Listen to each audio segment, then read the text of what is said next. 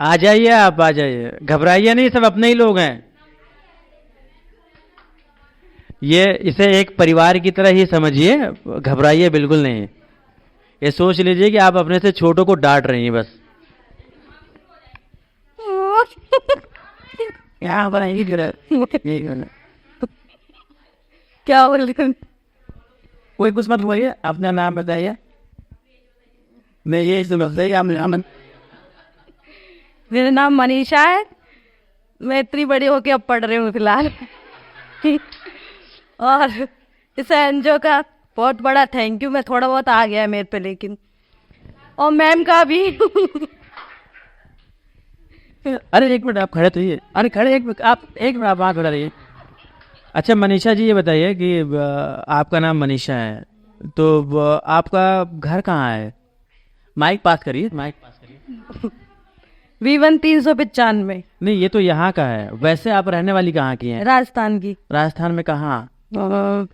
हाँ, गंगापुर सिटी के। गंगापुर सिटी। अच्छा, तो आप यहाँ बचपन से हैं या शादी के बाद यहाँ आए हैं? नहीं, शादी के बाद आए हैं। अच्छा, तो शादी के बाद पहली मर्तबा आपने अपना घर छोड़ा? मतलब ये है कि आप शादी के बाद अपने घर से इतनी दूर पहली मर्तबा निकली हैं या इससे पहले भी निकल? पहली बार। तो आपका ननिहाल वगैरह कहाँ है?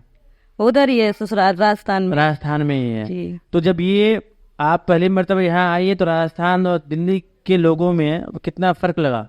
बहुत फर्क है सर। मैं तो सब्जी भी अलग अलग बोलती थी। जैसे लौकी को तूड़ी बोलते हैं। अच्छा। और सीताफल को कोवड़ा बोलते थे। मैंने आके बोला तो हंस रहे थे, फिर मैंने सीखा धीरे धीरे। यहाँ कितना समय लगा आपको सीखने में? कुछ दिन लगा, ज्यादा दिन नहीं लगा लेकिन। अच्छा, तो आप सब जो है, आप सारी सब्जियां जो यहाँ बोली जाती हैं आप वही नाम लेते हो? हाँ। आप कोहड़ा और सब ये सब नहीं बोलते? नहीं, कन्फ्यूजन कर देती थी जहाँ जाती थी वहाँ। अच्छा। अब अगर ये कोहड़ा को हिंदी में लिखना हो तो आप लिख लोगे? हाँ, कोशिश कर सकती हूँ वैसे। कोशिश कर सकते हो, मतलब कि अब इतना समझ आ गया है कि आप हाँ। लिखोगे तो आप लिख लोगे, दिक्कत नहीं होगी उसमें। जी। और आपको अपने गांव का नाम लिखना हो तो? हाँ, वो भी कर लेती हूँ। पति का नाम लिखना हो तो? लिख लेती हूँ, पति का भी लिख लेती हूँ अब तो। अच्छा। हाँ। तो अगर कोई लिखा हुआ दे दे आप उसे भी पढ़ लोगी, उसमें दिक्कत नहीं होगी? हाँ, जैसे ज्यादा कठिन नहीं होगा वो पढ़ लेती हूँ थोड़ा बहुत। कठिन कैसा लगता है आपको? मतलब कि किसी ने मिला मिला के लिखा है, हाँ, वो पढ़ने में दिक्कत होती है, या जैसे ये साफ सुथरा लिखा हुआ है ये पढ़ने में आसानी होती है? जैसे मोटा मोटा लिख लेती हूँ, पढ़ लेती हूँ। जैसे हाँ हाँ। होता है वो पढ़ लेती हूँ। अच्छा, जैसे कि ये आपके पीछे लिखा हुआ, ऊपर जो लिखा हुआ आप पढ़ लोगे, नीचे जो लिखा हुआ है इसको दिक्कत होगी पढ़ने में, ऐसा है? अच्छा, ठीक है, ठीक है, ठीक। तो अब ये जो जो आपकी बेटी ये है? हाँ। अच्छा, इसको ट्यूशन जाना है, तो अब ये अगर ये होमवर्क जो है आपके सामने करे और गलत लिखेगी तो आप कुछ पॉइंट आउट कर लोगे? हाँ, इससे छोटे 2 बच्चे हैं, उनको देख लेती हूँ मैं अब आप देख लेते हो? हाँ। हाँ, मतलब है कि आप पढ़ लिया, आप देख लूंगे, आप गलत करोगे तो तुम्हारे नहीं, जब उनकी वजह से आई हूँ मैं, क्योंकि जब पढ़ने नहीं आती थी वो बोलते थे मम्मी को बता दो गलत है। क्या जानती है मम्मी, तो कुछ नहीं जानती है, बता दो।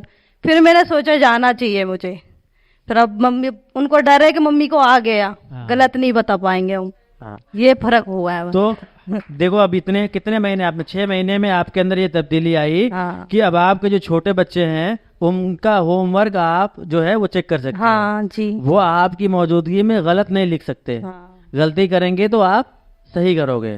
तो देखो, ये पढ़ाई का कितना बड़ा फायदा है कि आपने पढ़ लिया और पढ़ाई के बाद जो है घर में ही जो गलती है वो सुधार दिया। हाँ। ताकि बच्चा जो है बाहर निकलकर वो सही तरीके पता चला लेकिन पढ़ना जरूरी है। पढ़ना वो जरूरी है, पढ़ना है। बहुत जरूरी है। हाँ।